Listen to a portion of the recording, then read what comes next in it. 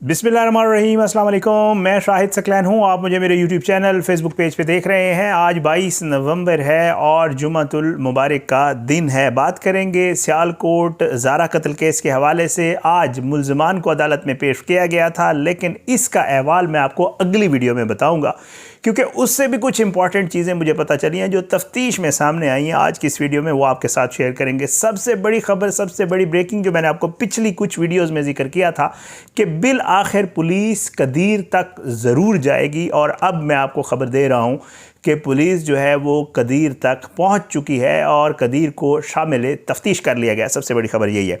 लेकिन इस हवाले से मज़ीद भी कुछ चीज़ें हैं। वो ये हैं कि पुलिस अब कदीर से क्या पूछ रही है, क्या सूरत हाल है। साथ साथ जो बॉडी पार्ट्स मिले थे उनके हवाले से भी पुलिस ने मज़ीद कोई कार्रवाई शुरू कर दी है, क्योंकि महज किसी के कह देने के ऊपर कि जी ये उसी के बॉडी पार्ट्स हैं, ये साबित नहीं हो जाता। ये चीज़ें अदालत में साबित करना पड़ती होती हैं। पुलिस ने अपने जो तफ्तीश है उसका दायरा कार भी जो है वो वसी कर दिया है। तो अब की जो वीडियो है इसके ऊपर आगे फिर अदालत की समाअत और उससे भी कुछ मज़ीद चीज़ें तफ्तीश में सामने आई हैं कि कत्ल की रात क्या हुआ था, क्या मामलात थे, वो भी यास्मीन ने और सुगरा ने तफ्तीश में बताएं।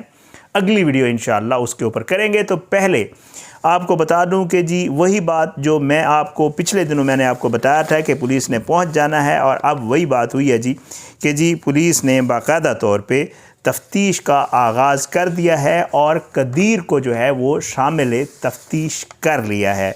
पुलिस ये समझती है कि जब ये सानिया हो गया था उस दिन कदीर वापस आया था, और उस वक्त सूरत हाल ऐसी नहीं थी कि उससे इस मामले के ऊपर कोई ज़्यादा बात की जा सके। पुलिस की पहले मुलाकात भी नहीं हुई थी।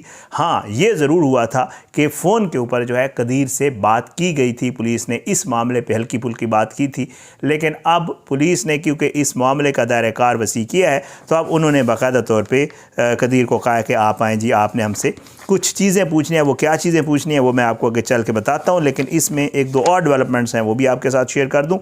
सबसे पहले जनाब, इस केस को बाकायदा तौर पे हुकूमत की तरफ से जो है, जो हुकूमत पंजाब है उसकी तरफ से हाई प्रोफाइल केस का दर्जा दे दिया गया। अब इससे होगा क्या? होगा ये कि जब भी कोई केस हाई प्रोफाइल हो जाता है तो उसकी जितनी भी फोरेंसिक की, डीएनए की और इन चीज़ों की रिपोर्ट्स होती हैं वो स्पीड अप हो जाती हैं और तमाम महकमे उसके ऊपर काम करना शुरू कर देते हैं। इसलिए अब इसका नतीजा ये निकलेगा कि जो रिपोर्ट्स या डीएनए रिपोर्ट्स और फोरेंसिक रिपोर्ट्स हैं वो जल्द से जल्द जो है, और कहा यह जा रहा है कि अगले 2-3 हफ्तों में, बल्कि जो प्रोसिक्यूटर जनरल पंजाब हैं शाह साहब, फराद अली शाह साहब, उनका तो मैं इंटरव्यू देख रहा था, वो ये कह रहे थे कि तकरीबन विद इन 4 मंथ्स इसका ट्रायल भी मुकम्मल कर लिया जाएगा और मुल्ज़मान को सज़ा दिलवाने की कोशिश की जाएगी, जो बहुत बड़ी डेवलपमेंट है, मजाक नहीं है। क्योंकि खुदा न खास्ता जब कोई ब्लाइंड मर्डर होता है, ये एक ब्लाइंड मर्डर है, उसके बहुत सारे मामलात होते हैं, रिपोर्टें आनी होती हैं, और उसको अगर इस तरह इतना स्पीडी करके अगर उसको 4 महीने में वो कह रहे हैं, तो 4 ना हो तो नूर मुक़द्दम कत्ल केस का 6 महीने में हो गया था, तो अगर यहाँ भी 6 माह में भी हो जाए तो ये बहुत बड़ी बात होगी। तो ये बहुत इंपॉर्टेंट है कि इसको हाई प्रोफाइल केस करार दे दिया गया है। दूसरा, इसमें इन्वेस्टिगेशन टीम जो है वो कायम कर दी गई है, और इसमें बताया ये जा रहा है कि उस इन्वेस्टिगेशन टीम में जो है वो बाकायदा तौर पे एक एसपी और 2 डीएसपी साहिबान जो हैं जिनका ताल्लुक जो है उसी एरिया से है, वो भी जो है इस मामले को देख रहे हैं, तो उनका भी जो है वो एक टीम बना दी गई है। तो ये भी एक बड़ी डेवलपमेंट है। इसमें एक और चीज़ जो पंजाब पुलिस करने जा रही है वो ये है कि जो यास्मीन और सुगरा हैं उनका बाकायदा तौर पे डिसाइड कर लिया गया है कि उनका पॉलीग्राफिक टेस्ट करवाया जा रहा है। पॉलीग्राफिक टेस्ट ये होता है, उसमें सच और झूठ का पता चल जाता होता है। यास्मीन और सुगरा सच बोल रही हैं, झूठ बोल रही हैं, ये चेक करने के लिए डिसाइड कर लिया गया है। जब मैं आपको ये खबर दे रहा हूँ कि उनका पॉलीग्राफिक टेस्ट करवाया जाएगा, तो एक और ख़बर जो मैंने आपके साथ शेयर करनी थी वो ये है, मॉडर्न टेक्निक्स यूज़ की जा रही है फोरेंसिक के लिए और बाकी सारे मामलात के लिए, और जो है ये सारा मामला इंशाअल्लाह जल्द से जल्द इसको मंतकी अंजाम तक पहुंचा दिया जाएगा, और जो है ये सारे मामलात चल रहे हैं। अब मैं आता हूं कदीर से तफ्तीश के मामले के ऊपर। जिस दिन से ये कदीर आया है पुलिस से मामला नहीं हुआ था, लेकिन पुलिस ये समझती है कि जी एक जो ज़ारा है वो वापस आई जब सऊदीया से, तो वो वापस क्यों आई, क्या वो रूटीन में वापस आई थी या कदीर से उसकी कोई बात हुई थी, हसन कह दें कदीर कह दें, जो भी दोनों नाम हैं। एक तो पुलिस ने जो है इसके हवाले से जो मेरी बात हुई है वो कहते हैं कि जी सबसे पहले बात तो ये है कि हम इसके ऊपर भी काम कर रहे हैं कि ये वापसी कैसे हुई थी।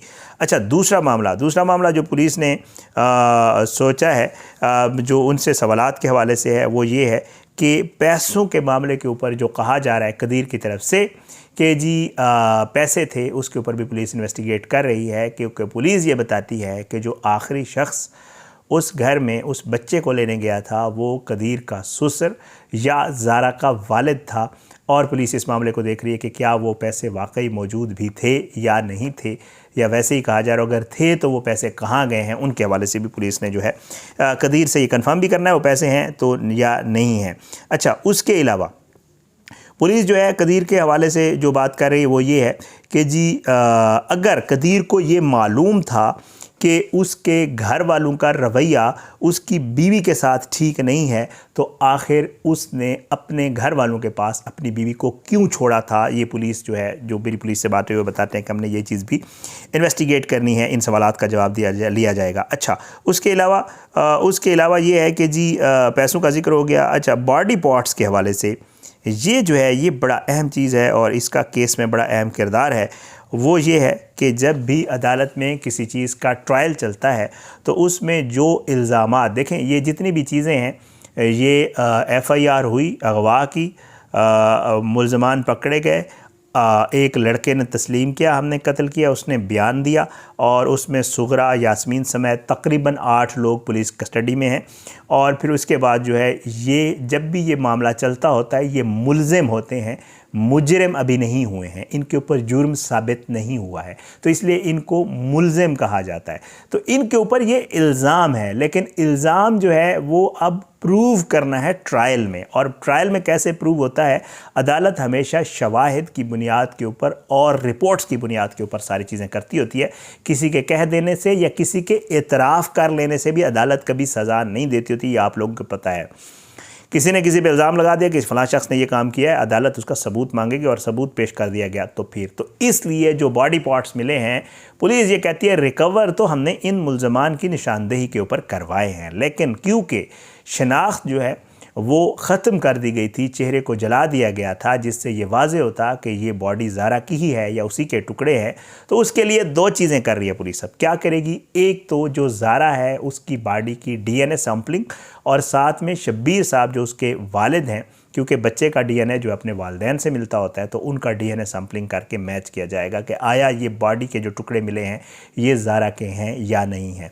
दूसरी चीज़ पुलिस ये बता रही है कि जो टुकड़े मिले हैं उनके ऊपर से भी DNA लिया जाएगा मुल्ज़मान का भी DNA चेक किया जाएगा, और जो बॉडी पार्ट्स हैं उनके ऊपर से भी, ताकि पता चले कि ये इसको मारने में इसके ऊपर जो छुरी चलाई गई, जो वहाँ से जो भी आलाए कत्ल बरामद हुए हैं उनके ऊपर से भी सैम्पलिंग की गई है कि जी इसके जितने भी DNAs हैं, कितने लोगों ने इसमें क्या क्या किरदार अदा किया, वो भी DNA से पता चल जाए। तफ्तीश तो चल रही है, तफ्तीश में तो चीज़ें सामने आ रही हैं, बट उसके अलावा साइंटिफिक, क्योंकि अब आई डोंट नो, बता रही मैं इसको एक्सप्लेन करूँ आप लोग समझ पाएँ ना समझ पाएँ।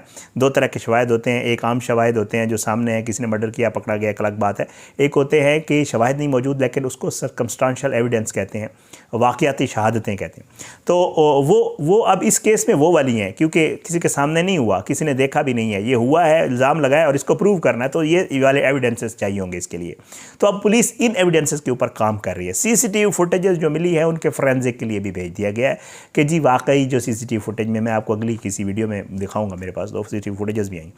अच्छा, तो वो जो मिली हैं, क्या वाकई उस CCTV फुटेज में आने वाली ख़वातीन यही यास्मीन है और ये अब्दुल्ला है और ये लोग हैं, या कोई और है, उसके भी फोरेंसिक करवाया जाएगा। तो उसके ऊपर भी पुलिस जो है वो काम कर रही है, और जो निशानात हैं उनके हवाले से भी जो है बताया जा रहा है कि उनको भी चेक करवाया जा रहा है कि क्या ये निशानात इन मुल्ज़मान के हैं या नहीं हैं।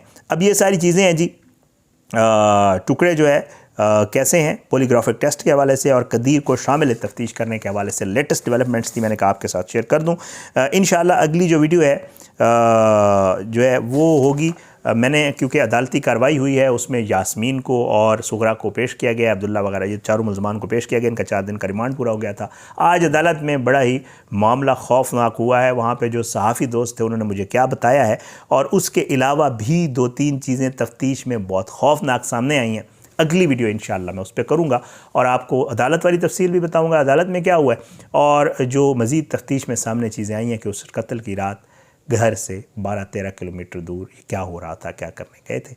इंशाअल्लाह अगली वीडियो में, तब तक के लिए मुझे इजाज़त है। अपनी दुआ में याद रखा करें, अल्लाह सब पे अपने ज़मान में रखे, अल्लाह सब पे अपना रहम करम करे।